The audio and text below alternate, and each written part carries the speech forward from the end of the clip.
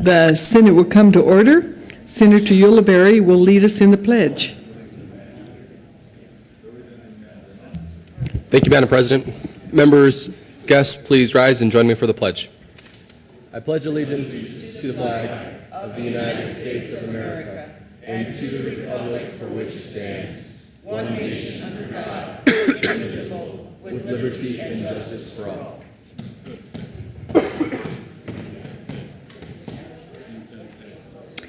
Mr. Majors, would you please take the roll? Aguilar, Balmer, Baumgardner, Brophy, Cadman, Crowder, Grantham, Guzman, Harvey, Heath, Here. Herpin, Excuse Jones. Hill, Excused? Hodge, John,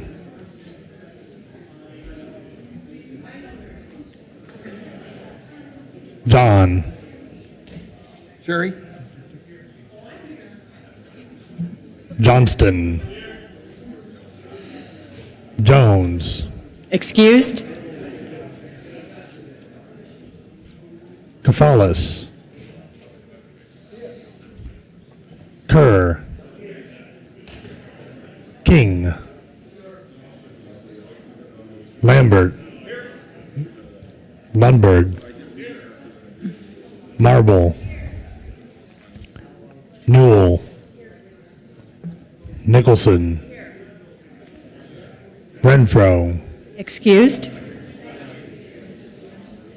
Rivera, Roberts, Scheffel, Schwartz, Stedman, Tocktrop, Todd, Ulibarri, Zenzinger. Madam President, Here. With 32 present, 0 absent, and 3 excused, the Senate has a quorum. Motion to adopt the journal. Senator Herpin. Thank you, Madam President. I move that the reading of the journal for April 8th, 2014 be dispensed with, and the journal be approved as corrected by the Secretary. You've heard the motion. All in favor say aye. Aye. Opposed, no. Ayes have it. The motion is adopted. Senate Services. April 9, 2014, correctly printed Senate Bill 185, Senate Resolution 3, correctly revised House Joint Resolution 1010, correctly re-revised House Bills 1057 and 1176, correctly enrolled Senate Bills 114 and 135.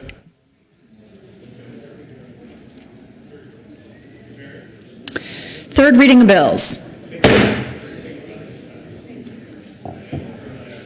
Mr. Majors, would you please read the title to House Bill 1299? House Bill 1299 by Representative Lee and Senator Todd concerning the repeal of the 6-year limitation on applying a salvage brand to a motor vehicle whose cost of being repaired exceeds the value of the vehicle without the recent damage. Senator Todd. Thank you, Madam President. Good morning, and I move House Bill 1299 and on third reading and ask for final passage. Senator Tucktrap. Thank you, Madam President, and I would like permission to offer a third reading amendment. This is the first time that I have done this, I think, all year. And what it does, it just states that this shall not apply to a vehicle whose model year is 10 years or older, and it just changes some language in the repeal. And again, I just ask for permission for a third reading amendment. The question is whether to grant Senator Tocktrap permission to offer a third reading amendment. Are there any no votes? Senator Todd.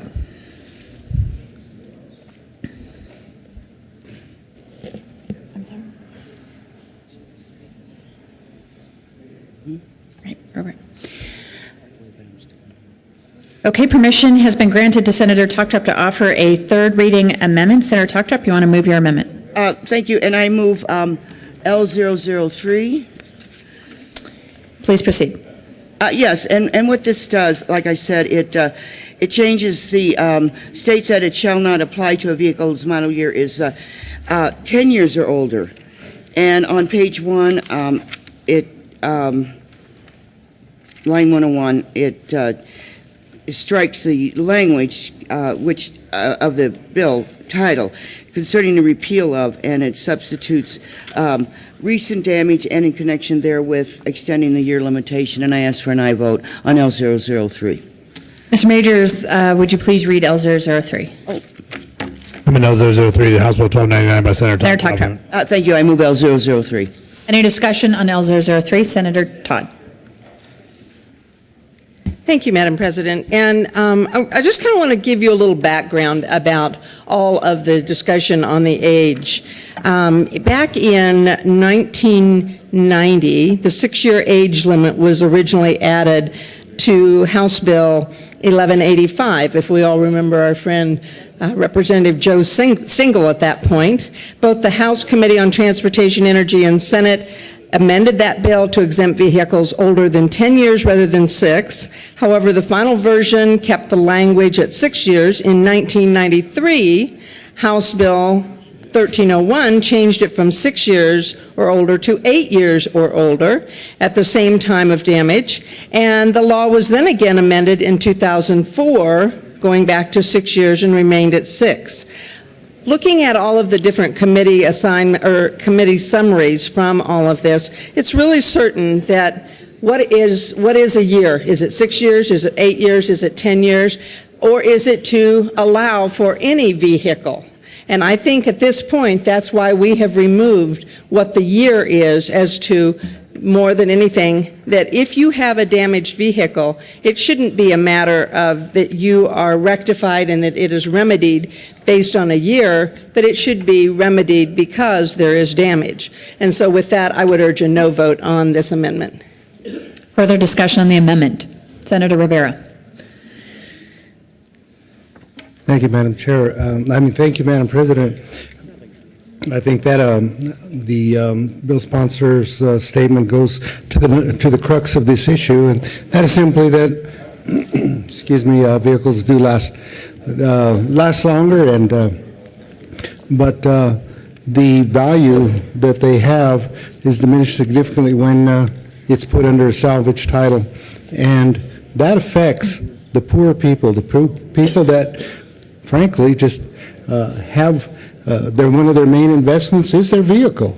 And when they have damage to that vehicle, to put a salvage title on it would end up diminishing that value, and that's a known fact because salvage vehicles are, although they're roadworthy, although we have members of this body who in fact drive salvage vehicles, they are still more difficult to sell. People will look at them askance. And yet we had testimony in the committee how, in fact, car dealers allow their children to drive salvage vehicles. It's kind of a scarlet letter, if you will.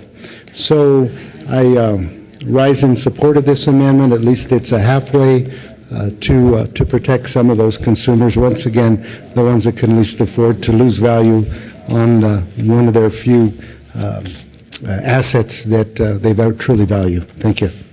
Senator Balmer. Thank you, Madam President. I rise in opposition to this amendment. One thing you need to understand, I'm always going to vote to allow third reading amendments. Any colleague that rises and asks for permission to do a third reading amendment, I'm always going to vote yes.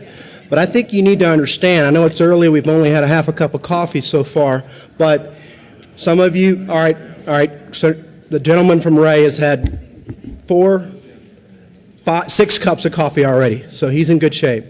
I've had 5, but some of you are still looking a little bit groggy, so I want you to understand that this amendment dramatically undermines the bill. If you don't want to vote for the bill, then vote no on the bill, but don't come in here and just sort of gut the bill with a third reading amendment. So I encourage you to vote no on the amendment. This amendment undermines the bill.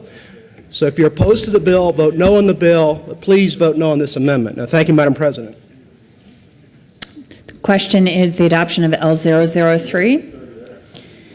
Are there any no votes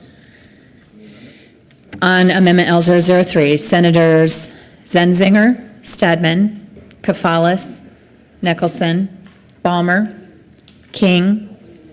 On the amendment, Todd, Baumgartner, Balmer, Crowder, Herpin, Kerr, Grantham, Aguilar. Senator Todd, I've got you. Senator Hodge. Senator Schwartz. Mr. Majority Leader, Senator Johnston, Senator Ulibarri. Please add the President. With 13 ayes, 19 noes, 0 absent, and 3 excused, L003 fails. Question is the adoption of House Bill 1299. Further discussion, Senator Toktrop. Thank you, Madam President. And I agree with Senator Rivera when he got up here and he talked about because of the salvage vehicle title. This is going to affect strongly lower income people, and I think we need to really look at this very carefully in spite of what has been said. And one of the other issues, and I haven't looked into this bill, but I've got grave concerns about it, and I've gotten a lot of phone calls from many of my constituents, and I'm sure that many of you did too. This could negatively impact folks with collector vehicles. And there's a lot of people out there that like collector vehicles and fix them up nice and work on them. And I know when you drive around in the summer, you go to the drive-ins and it's packed with all these wonderful retro vehicles that people have worked on. And my concern is that this will pack this and really, really impact us. And I know that this is my second time up here on a third reading amendment, and I just encourage a no vote on 1299 because it will affect lower income people very negatively. Thank you. Senator Schwartz. Thank you, Madam President. Again, I just would ask if we could have a little clarification. I think collector vehicles are an important asset.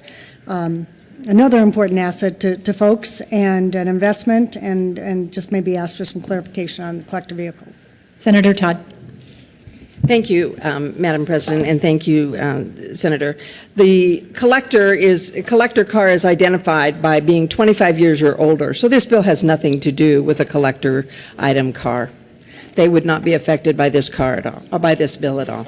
Again, I would urge an aye vote on 1299. This is about transparency. It is about giving the buyer beware, giving them the information, full disclosure if a car has been in an accident. If a car has been in an accident, they have every right to keep the car. No one is going to take it away from them. Insurance companies cannot take it away from them without permission from the owner. So I think there's been a little bit of misinformation in terms of this being something that is harmful to those who are poor. I drive an old automobile. We keep our cars for a very long time and drive them into the ground. And so this is not about taking cars away from people. You may continue to keep your car as long as you so choose. So again, I urge an aye vote on 1299. Senator Brophy. Thank you, Madam President. Members, I'm going to ask for a no on this bill. And I'll just tell you right now that the people that are hurt the most by this are those who are financially challenged, poor people, and teenage kids.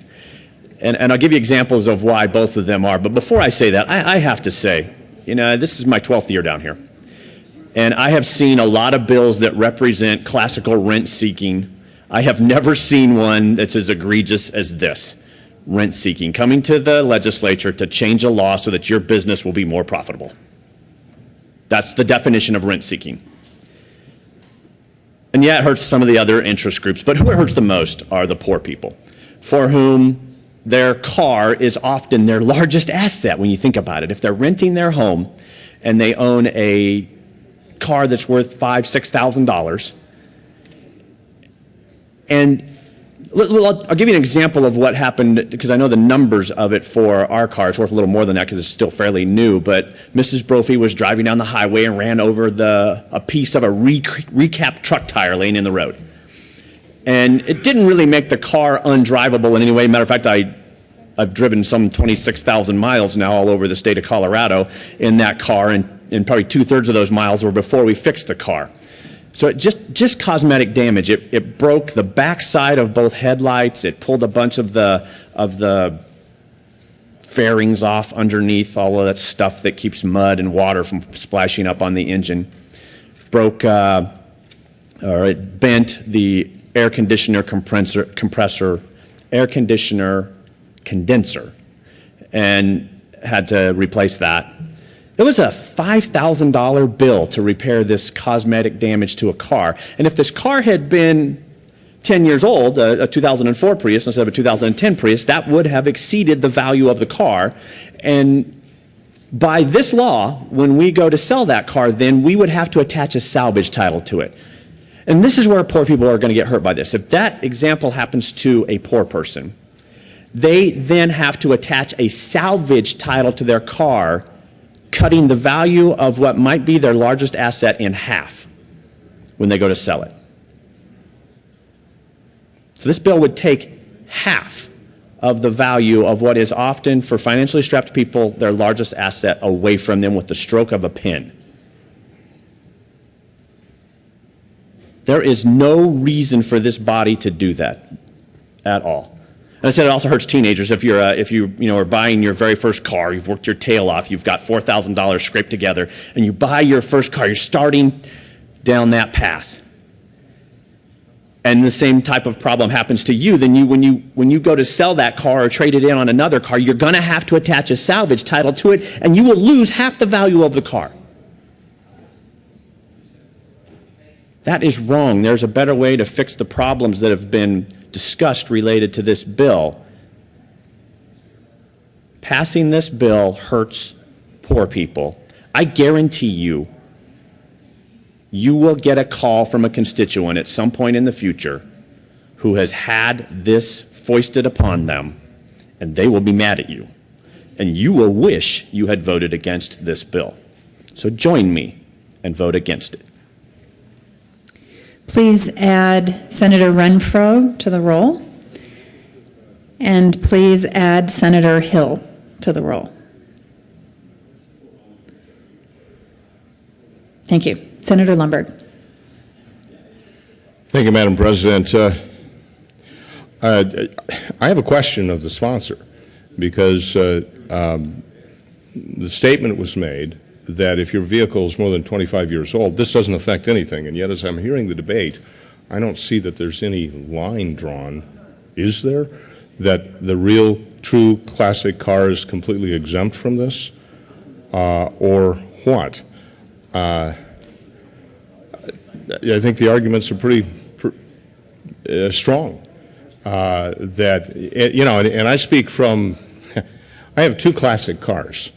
I have a 1979 and a 1980 Mercedes.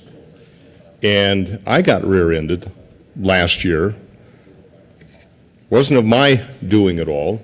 You know, I'm on I-25 coming down here to session and stop and go traffic. I stop and the person behind me doesn't. Boom. And little fender damage, and you're right. They'll total the car just like that. And it's well over 25 years old. Would that car be affected by this, or would that car not be affected by this? I'd like to know, because I am troubled by what I'm hearing. Senator Todd. Thank you, Madam President. And Senator, the response to that, as I best understand it, is that if you look at a Blue Book value of your cars, there would be a value written on them due to their age.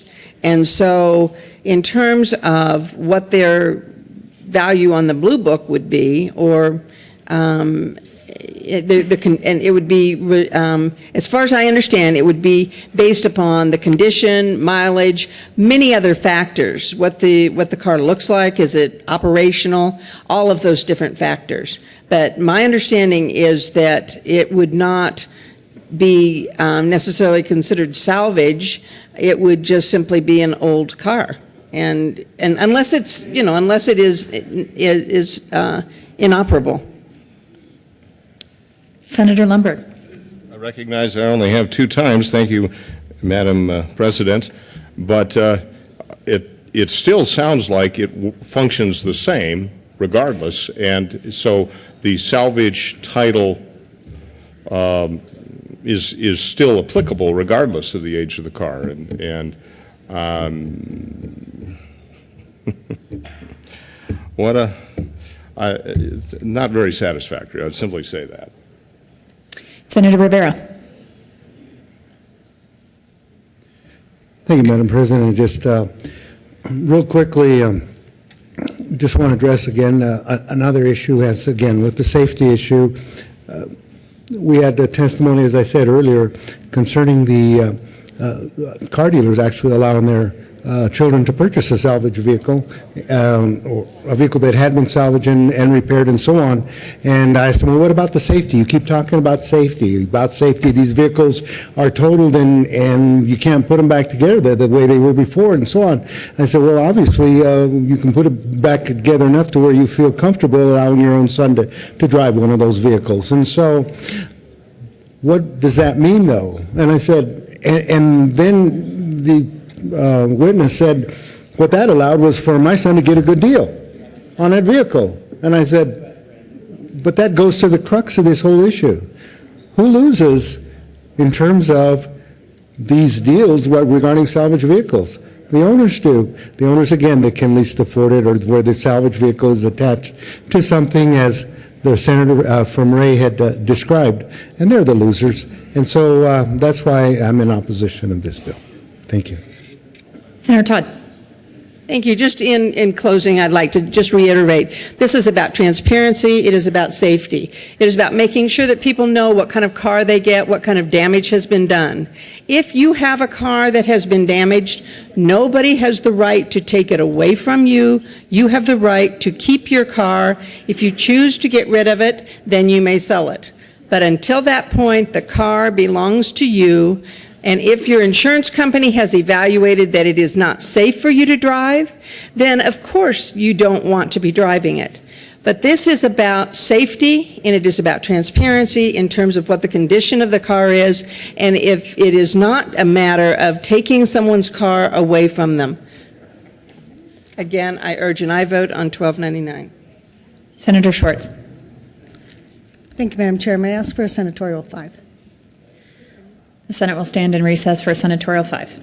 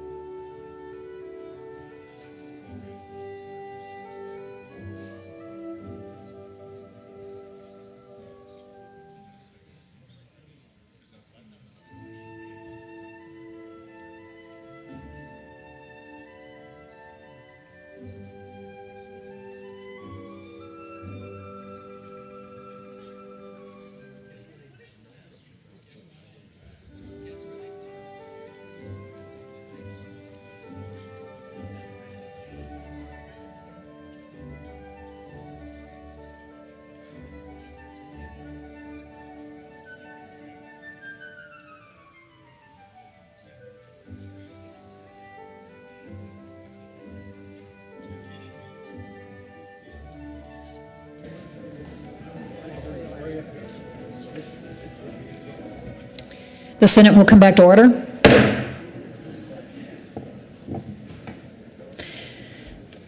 There is an amendment on the desk. Senator Todd. I would ask for permission to run a third reading amendment. Please proceed with your reason for your request, Senator Todd. Thank you. Is the objection? I'm sorry. Was the objection? Right, but this was for Senator Todd to explain why we should grant permission on a third reading amendment. Thank you, Madam President. There has been discussion about that a vehicle that qualifies as a collector's item would not be added under salvage, and so I will run that amendment that says the vehicle does not include a vehicle that qualifies as a collector's item, horseless carriage, or street rod vehicle under Article 12 of this title at the time of damage. The question is permission. Are there any no votes? Seeing none, Senator Todd has been granted permission to offer a third reading amendment. There is an amendment on the desk. Mr. Majors, would you please read L002? Amendment L002 to House Bill 1299 by Senator Todd. Amendment revised bill, page 2, line 7, after the period adds salvage vehicle does not include a vehicle that qualifies. Thank you. Thank you, Madam President. And again, what this does is it just excludes the collector item vehicles and horseless carriages and street rod vehicles from being classified and identified as damage under the bill. Oops, Senator Taktra. Thank you, and I'm speaking on the amendment, and I do understand what they're trying to do, but it still does not address the problem. For lower income folks, what we're exempting, and those of you that understand, classic vehicles are quite expensive to fix up, especially if you get into the older age and the car, there's not as many around. And I will tell you, back in the day, my husband and I had a 57 T-Bird, which is very rare. And we sold it for a very, very, very big profit about 10 years ago. But nevertheless, you know, a classic vehicle is something that tends to be a toy. And I am concerned about the fact that how this would affect a classic vehicle, but this still does not address the problem where it's going to harm lower income folks when they end up with a salvage title when they want to trade in their vehicle. I will ask for a yes vote on this amendment, and I'm still going to be a no vote on a bill. Senator Schwartz. Thank you, Madam President. I appreciate the bill sponsor's willingness to just clarify this issue. It sounds from her description that the intent is not to include them. This is a clarifying amendment. I ask for a yes vote. Question is the adoption of L002. Senator Harvey. Thank you, Madam President. I'm asking for a no vote on this amendment. All we are doing with this amendment is protecting the rich at the expense of those that are poor automobile owners who aren't going to be protected by this amendment. Why are we simply exempting out one class of individuals who have older cars and not exempting out all individuals who have older cars? This doesn't make sense. If it's bad for those wealthy people who can afford to play in this game, why isn't it bad for everybody? Let's be consistent. I ask for a no vote. Question is the adoption of L002. Are there any no votes? Senators Crowder, Brophy, Harvey, Lambert, Hill, Baumgartner, Marble, Rivera, Grantham, Renfro. Mr. Minority Leader. With 23 ayes, 11 noes, 0 absent, and 1 excused, L002 is adopted. Question is the adoption of House Bill 1299. Further discussion, Senator Renfro. Thank you, Madam President. Members, I guess I'm really conflicted on this bill. I was pretty confident how I was going to vote, and the questions that I asked, I felt I had answers to, and then I just went out and asked a simple question on the bill. Under current law, if you had a vehicle that's 3 years old and it had more than half the value damaged, so it was deemed that it could be totaled, and you decided to keep it and get it fixed, what kind of title would you get on it? And I had one group of a lobby say, well, you get to keep the title the way it is, while the other group is saying, no, you have to put a salvage title on that vehicle. Then the other group says, well, but if it's cosmetic only, then you don't have to put the salvage title on.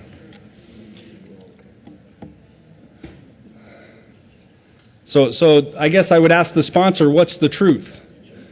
What is the truth in those two? Because they're both saying the exact opposite of what this bill does, what current law is, and where we are. And I don't serve on Transportation Committee anymore to know the answer to this, because I do believe in transparency, and I think it is a good thing if you have that salvage designation that you should disclose that. And I don't know if we're taking that away here to where, personally, this being the second house of a bill that is gaining this much controversy on third, shame on us that we didn't vet this harder on seconds yesterday, but I would ask that you lay this bill over so that we could have some more clarification done, unless you have a specific answer to the question I just had of of what is the right answer to that question. Do they have to? Is it legally responsible to put a salvage title on your vehicle? Obviously, you could possess it as long as you want with the title, but when you go to sell that vehicle, do you have to put the salvage title on that vehicle under current law? That's my question. Any further discussion? Senator Todd. Thank you, and I apologize, I wasn't totally listening to your full question, but if you sell the car, that you do need to put a salvage title, I believe, was that the question that was asked? And if that is true, yes, you do. If you sell your car and it has been identified with a salvage title, then transparency and honesty, yes, you do have to reveal that. But if you choose to keep the car and drive it into the ground, it doesn't matter. The title does not change. The title doesn't change as long as it's in your possession. Is that what you were asking me? Question is the adoption of House Bill 1299. Are there any no votes? Mr. Minority Leader, Senators Aguilar, Toktrop, Harvey, Lambert, Renfro, Kafalas, Shuffle, Marble, Roberts, Rivera, Brophy. With 22 ayes, 12 noes, 0 absent, and 1 excused, House Bill 1299 is adopted. Co-sponsors. Consideration of House amendments to Senate bills. Mr. Majors, would you please read the title to Senate Bill 27? Senate Bill 27 by Senator Guzman and Representative Lee concerning criminal history background checks for professionals who have the authority to appear in court in connection therewith making an appropriation. Senator Guzman. Thank you, Madam President. I move that the Senate concur with House amendments to Senate Bill 27. Thank you. Please proceed with your explanation of their changes. Thank you, Madam President. There was a word, well, actually a sentence that changed on the third page. It did read child and family investigator consistent with section 24-5-101 of the CRS, and the change basically stopped at investigator. So it stops at child and family investigator and does not mention consistent with section 24-5-101. Any discussion on the motion to concur? Question is for the Senate to concur with House amendments to Senate Bill 27. Are there any no votes? With 34 ayes, 0 noes, 0 absent, and 1 excused, the Senate concurs with House amendments to Senate Bill 27. Senator Guzman. Thank you, Madam President. I move for the readoption of Senate Bill 27. Discussion. Question is readoption of Senate Bill 27. Are there any no votes? Senator Marble. With 33 ayes, 1 no, 0 absent, and 1 excused, Senate Bill 27 is readopted. Additional co-sponsors.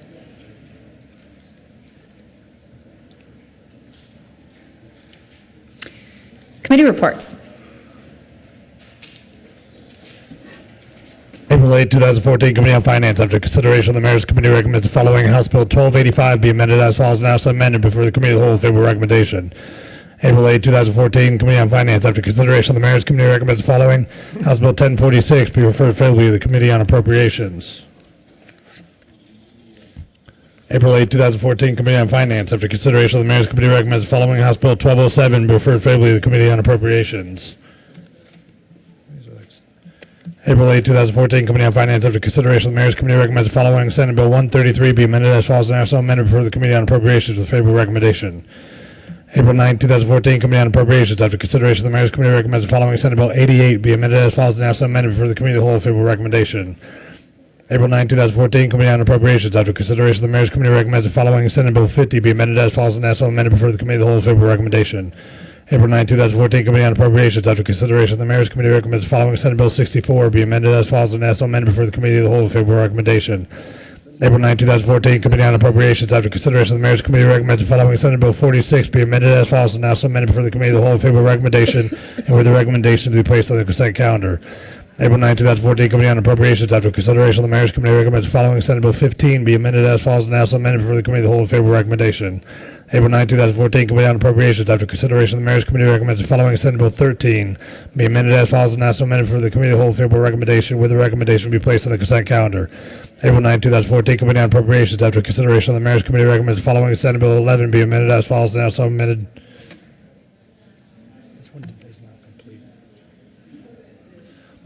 April 9, 2014, Committee on Appropriations, after consideration of the Mayor's Committee recommends the following Senate Bill 8 be amended as follows and also amended for the Committee of the Whole favorable recommendation, with the recommendation be placed on the consent calendar. April 9, 2014, Committee on Appropriations, after consideration of the Mayor's Committee recommends the following Senate Bill 1 be amended as follows and also amended for the Committee of the Whole favorable recommendation. Announcements. Oh, just kidding. Committee reports, part 2.